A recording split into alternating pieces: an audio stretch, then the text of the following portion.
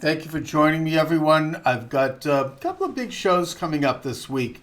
Next week, I should say. On Monday, I've got E. Michael Jones coming on, the Jewish Revolutionary Spirit, and on Wednesday, I've got David Horowitz coming on, who has just written a book about the assault on Christianity in the United States. In case you haven't noticed, I am on this topic. 617-396-4830 if you'd like to join the program.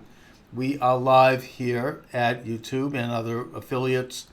617-396-4830. I am really not ready to let go of this issue of what I see as a growing anti-Israel, anti-Jewish, even anti-Semitic sentiment on YouTube. I follow YouTube now very carefully because as I try to establish my own program there. And I'm seeing a lot of commentary coming from both left and right. Of course, the traditional left anti-Israelism is the BDS movement. Is people like Ilhan Omar and Rashida Tlaib and others in Congress who are clearly anti-Israel and who are not comfortable with Judaism. But I also see it coming up from the right. I see preachers now. I'm not just singling out people like Dr. E. Michael Jones, whom I have a great deal of respect for, but ministers and programs galore. I mean, railing about Israel. Tim Kelly's show. He's bringing on a lot of experts. James Perloff is someone whom I've certainly respected in the past and whom I've invited on this program. He's the author of Shadows of Power, which is a very good book about the Council on Foreign Relations. He seems to be into this whole Jewish conspiracy thing, that the Jews are behind, the march toward world order, and that we want to somehow denigrate the culture, and we're trying to infiltrate and destroy Christianity and institutions that stand for freedom. And I feel that this is something that I want to respond to. I would ask people watching this program to invite me on their shows on YouTube. Have me on there so we can debate the issue. You're welcome to come on my show. Just contact me, through the website, Charles Moscowitz at gmail.com. And I will put you on the split screen and we can discuss the issue. Fairly and respectfully. People have been attacking like so-called Christian Zionism. I want to stay on that for a minute. And these are oftentimes legitimate criticisms that need to be responded to and examined dispassionately and carefully and taken seriously. I'm not one who's going to start screaming about anti-Semitism. That's not my approach. That's not my style. I would rather have a reasoned discussion where we could find certain areas of common agreement. Now, there are certain irreconcilable differences, is my more recent conclusion with regard to Christianity and Judaism, that we're not going to reconcile, at least not until the Messiah comes. And I've talked about this.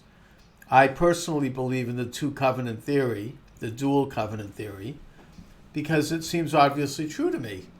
When I look at the Old Testament, what Christians call the Old Testament, what Jews call the Tanakh, and when I look at the New Testament, and when I look at the reality of the Christian faith, I see a dual covenant. I see obviously there is a new covenant, and that covenant manifests in the person of Jesus as the Christ for Christians, and certainly Jesus' ministry.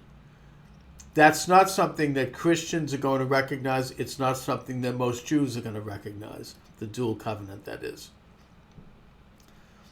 But to me, it's obviously true. I mean, it's obviously true and a fact on the ground that Jesus' ministry and his followers, particularly this very mysterious man called Saul of Tarsus, or Paul of Tarsus, St. Paul, that they were successfully able to bring the moral and ethical precepts of the Mosaic covenant to much of the planet. And not only that, but they were able to bring it to and promote it to Europe through the Roman Empire, and eventually through all of the Roman and all of the European nation states by means of both the Catholic Church and the Protestant churches, and eventually to the United States. And for that, to me, that is proof that there is a new covenant, and that covenant is represented by the ministry of Jesus, whether Jesus is the Messiah or not. Now, I also note that in the New Testament, Jesus is attributed to having acknowledged, both in the book of Matthew and in the book of Acts, that the covenant, the Mosaic covenant between the Jews and God, is forever. It is not invalidated. It is not compromised. Not a jot or a tittle shall be changed.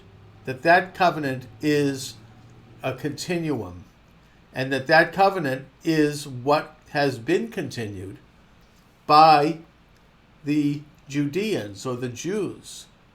That we have a role, we have our covenant, and it continues. It is the covenant that Jesus himself believed in. There has been a reassessment of Jesus in the Jewish community. And that reassessment began in the 18th century with a rabbi by the name of Jacob Emden. Rabbi Emden is a very interesting and pivotal figure. Most Jews are not aware of his role, but he was a leader in the fight, in the internal spiritual struggle within Judaism against the Sabbatean-Frankist conspiracy. The Sabbatians and the Frankists were followers of the false messiah Shabtai Zvi of the 17th century, and his chief disciple Jacob Frank of the 18th century. These were very evil men who subverted Judaism, who compromised Judaism in many ways, and who gave birth to much of the modernist establishment in Judaism that has been very destructive, not only to the Jews, but to the rest of the world. I don't deny that. I don't back away from that. That's what you're talking about. People, like James Perloff and some of these preachers I'm seeing on YouTube, when you talk about Judaism, they are very evil. They infiltrated Judaism. They turned the moral and ethical precepts of the Torah on its head. And they actually, I would contend, represent a satanic force. Now, the same satanic force has also infiltrated Christianity. Not as severely, I may add, because Christians have many advantages that Jews don't have. They have legal structures. They've got nations with kings. They have a pope, or they did. We now have Israel, but let's get into that separately. And they had a means to really destroy these subversions and these conspiracies. But even with all that, the Christian church still had to undergo the French Revolution, or the subversion of the French Revolution by the radical Jacobins. They were a Christian movement. They did originate with the Order of the Illuminati, which was a Christian radical movement, or a breakaway from Christianity. So the same conspiracy that took over Judaism, or at least made major destructive inroads in Judaism through the false messiah Shabtai Zvi and his chief disciple Jacob Frank, made inroads within Christianity through the Adam Weishaupt, a former canon law professor at Ingolstadt University in Munich, and the creator of the Order of the Illuminati, and how they contributed to the development of the overthrow of the French Revolution and the Reign of Terror, which is considered the world's first communist revolution. And so we're both suffering as dual faiths from this same subversion, the same destruction. Now, Jacob Emden was one of the rabbis who fought against that in a civil war within Judaism for the soul of Judaism, one that is not widely known, but one that is very real and very documentable. And Rabbi Jacob Emden also wrote about Jesus, and he reassessed Jesus as a figure for the Jews. Now, up until the time of Rabbi Emden, Jesus, it's a very complicated subject with regard to how Jews view Jesus. I think that, first of all, on the surface, Jews admire Jesus. They understand that he brought the ministry of the Torah to a large portion of mankind, and they're proud of Jesus. I mean, it's kind of, maybe it's a little tribal, I will acknowledge. It's kind of like the way the people of Boston are proud of the Red Sox. Jesus was a big success, and he was a Jew. Who else could have brought this incredible ministry to the Gentile nations? Or at least his followers did. So we're proud to say that Jesus is one of us. Maybe it's a tribal thing, as I say. But we also viewed Jesus as a renegade, as a rebel, as a revolutionary, if you will. Someone who was threatening to damage Judaism at that time. Jesus was not comparable to the false Messiah, Shabtai Zvi, because Jesus was true to the Torah. Jesus stood up for the moral and ethical code of the Torah. In fact, that's why I'm pointing out that Jesus is the one who said that the Mosaic covenant is forever. So, he brought, fortunately, he was a great, example of a messianic figure who wanted to further advance the word of God to mankind. But we still viewed him as a renegade, as a troublemaker, because we felt that he threatened, the peace of Israel. And so thus the Jews of his day colluded with the Romans to have him executed. One of the great mistakes of world history. Jews should never have done that. They should have left him alone to continue his ministry. Of course, if they had done that, or if they maybe had exiled him, there wouldn't have been Christianity as we know it today, because there wouldn't have been a crucifixion. There wouldn't have been a resurrection. There wouldn't have been Agnus Dei, the Lamb of God, the final sacrifice for the man can be saved. Yeah, that's true, but let's put that aside. That's a theological issue. The point is that from a Jewish perspective, we shouldn't have done it because it's caused us such enormous grief. But they did it, and that's history. How did Rabbi Emden reassess Jesus? Rabbi Emden noticed, after studying the New Testament, that Jesus was, in fact, a loyal, devout Jew. He stood by the Torah. He praised the Pharisees, even if he criticized some of the same methods that I'm critical of them today. But he understood that he saw himself as a Jewish leader right up to his death. He believed he was the Messiah. There's no question about that. Whether or not he was is a Christian question. It's not a Jewish question. But the point is that he not only was he a devout Jew, but his successor was a devout Jew, that being St. James, who basically was the leader of the Ebonites, which is what the Talmud calls the early Christians, for I think it was up to another 30 years after the crucifixion, and who continued the Jewish covenant. He continued to be kosher. He continued to observe the Sabbath. He continued to view himself as a Jew, but at the same time, he recognized that St. Paul wanted to proselytize to the world, wanted to go to the Roman Empire, wanted to bring in Gentiles. There's a big debate about that, and eventually he acquiesced to it, and St. Paul thus went forward and proselytized to the Romans and created a new covenant, or advanced a new covenant for the world. But yet again, I would argue that the dual covenant theory remains. The Christian covenant is valid. It is absolutely supportable, but also the Jewish covenant is equally valid, and that in a sense the Christian covenant was grafted in. Now, we'll never resolve this issue. The only resolution we'll ever get for this issue is when the Messiah comes and he's standing at the Mount of Olives. The Israelis send out a delegation to greet him, welcome to the country, shake his hand, ask him how he's doing, and then ask him, is this your first visit or is this a return visit? And then we'll find out whether or not Jesus was the Messiah or whether or not Jesus was basically a good Jew who brought the good word to mankind, but yet the Messiah, the first time the Messiah had actually come.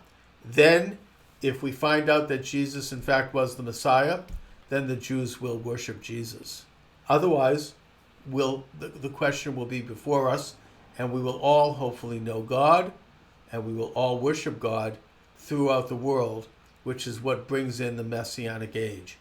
Now, I just want to conclude by pointing out again that I am noticing a proliferation of anti-Israel, anti-Jewish sermons and speeches and conspiracy theories. On the internet, I would ask people who are involved in them to join me on this program. I can do a split screen. I would love to talk with you and debate, or invite me on your program. I really feel a need to address this issue because I believe that it threatens the existence of the state of Israel, which is facing a genocidal threat. And I'm hearing these ridiculous comments by people like Adam Green, for example, and many others, that the Israelis are about to conquer the Middle East. That's a bunch of hogwash. They're not. Israel, Zionism, it's a Jewish movement. And by the way, I do think Christian Zionism has a phony quality to it because it's a Jewish thing. I mean, it's not for Christians. The Jews are the ones who are commanded to take that land. But the Zionist idea is both a political and a spiritual idea. Always has been. It's both temporal and godly. The idea is that this small group of people that God chose to serve him, not to conquer the world, but to basically take on an extra layer of faith and spirituality and practice to serve God, and to then hopefully raise themselves to a spiritual level where they can lead man or serve, show as a light unto the nations, that they are to take possession of this tiny little piece of land that exists between the Jordan River and the Mediterranean Sea. And that is exactly where Israel is today. Israel doesn't have any territorial aspirations on any other lands. Israel simply wants to live in peace with its Arab neighbors, with its Muslim neighbors, with the rest of the world, so that they can begin the process of fulfilling their mission, which is to be close to God, to know God, to be spiritual, to be prosperous, to be an example of a democratic society, and to hopefully, God willing, build the temple and thus usher in the coming of the Moshiach. That's the mission of Israel, not to conquer their neighbors. It's not a temporal power.